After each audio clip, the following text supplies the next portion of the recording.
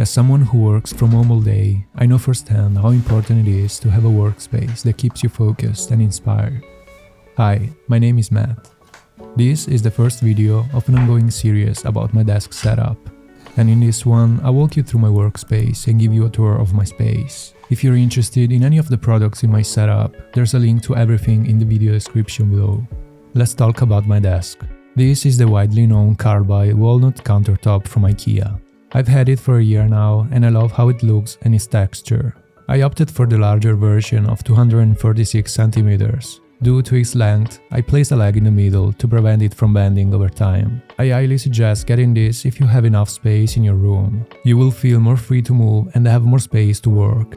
One downside is that it scratches pretty easily, which is why I use this large desk mat, but we will talk about it later. To support the desk, I placed two black Alex drawers from IKEA.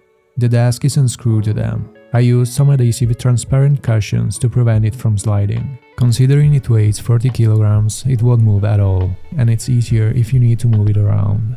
Prices are much higher now due to inflation, but I still buy them because it's such an iconic combination, and you will be covered for 25 years by the IKEA guarantee. Something that nobody talks about are these drawer organizers. I used a little piece of Velcro to keep them in place.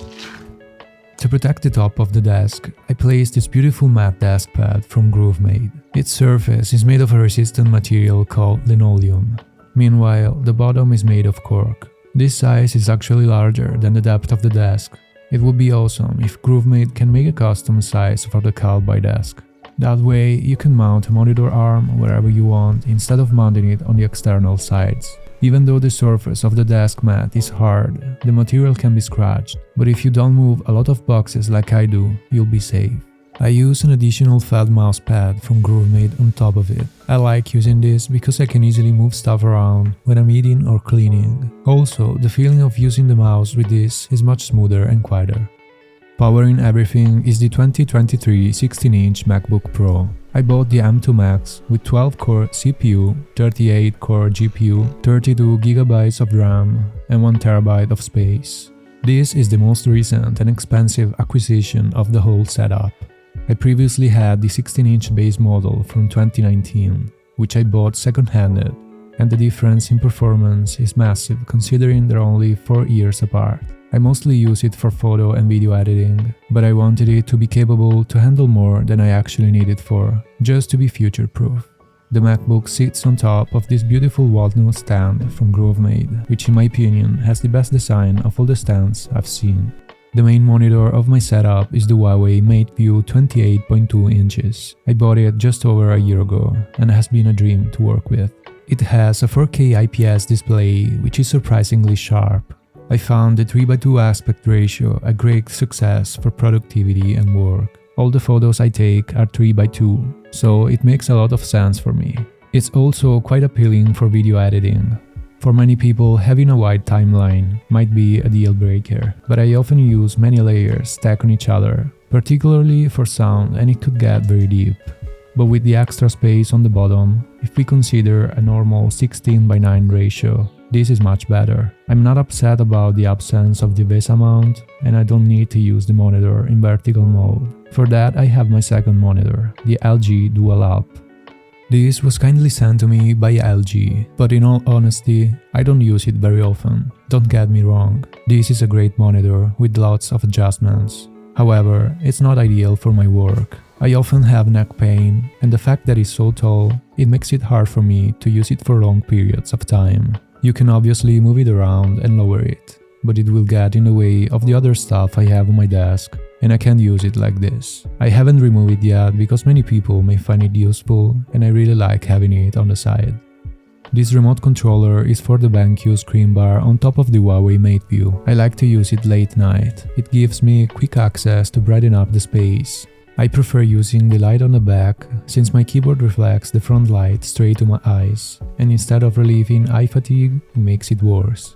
Next to the monitor, I have the Marshall Acton 3 speaker. I was looking for a compact and good-looking speaker to place on my desk, and this one surpassed all my expectations. I love the size of it, and the vintage look combined with the texture and the elegant sign on the front adds a touch of class to the desk. The sound quality is incredibly good for my taste, the bass is pretty powerful for its size, and overall I think this is a perfect solution for a great desk speaker that doesn't take up too much space. To elevate all these peripherals from the desk, we found the Grovemade solid walnut desk shelf, which is easily my favorite desk accessory. In it, we find this tray that I use to quickly access stationary items such as pens, SD cards, and hard drivers, and this nest from Orbitkey that I use to store cables and dongles.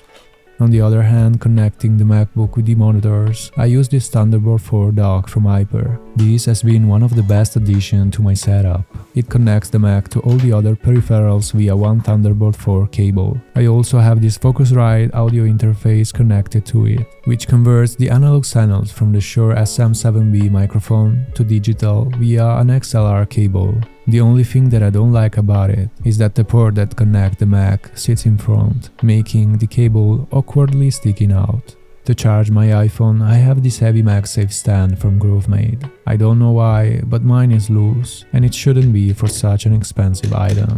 Other accessories I have from them are these trays for Apple products and their corresponding wrist rest, the refillable leather notebook, and the small notepad. Additionally, I also have two extra pieces which are worth mentioning. I'm talking about the refillable pen and the task knife. I'm not exaggerating when I say that writing with this pen feels extremely smooth. The ink writes flawlessly on the paper and it makes you want to do more. On the other hand, the task knife is just a whim. It's something that you probably don't need but you desperately want it because it's so cool. By the way, these metal organizers are from Agmonk. To control my monitor, I use the Apple Magic Keyboard. This is the latest version with Touch ID and it's so convenient to unlock my Mac with just my finger. Now, if you're planning on buying one, be aware that the unlocking function only works with M1 and above devices. On the right of the keyboard, we find the Logitech MX Master 3S. You can find the full unboxing video on my channel and the comparison with the normal MX3. I love how quiet it is. I was so tired of the clicky sound on the previous model, but I actually enjoy working with this one. Another fundamental device I use while working is the iPad Pro M2 12.9 inches. The most incredible feature it has for me is the possibility to use it as a separate monitor with Sidecar. For this, you'll need to be logged in with the same Apple ID and have a stable internet connection. Now you have a wireless display that you can place wherever you want. I absolutely love this feature. It allows me to access apps like Safari, where I can use my Notion account while I'm working on a video and don't lose track of my work. Or I'm able to control the iPad with the same mouse and keyboard. If you're wondering what cover I'm using for the iPad, this is the Nomad leather folio. It's quite expensive, but the iPad feels absolutely amazing in it and it looks so professional if you carry it around. I've been using it for the past 4 months now, and I love how the leather is aging. Another great leather cover I use all the time is this for my iPhone. It's called Enzo and is from Spigen. This is the highest quality cover I've ever owned, and it protects the iPhone extremely well. It has strong rubber all around and the bottoms on the sides are amazing.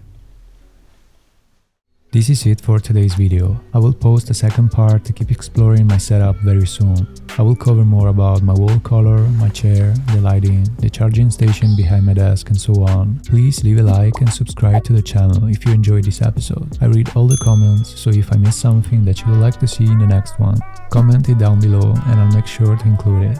If you're interested in any of the items in my setup, check the link in the video description below. You'll find every single item in my studio in there, and also coupon codes as well. I'll see you in the next one.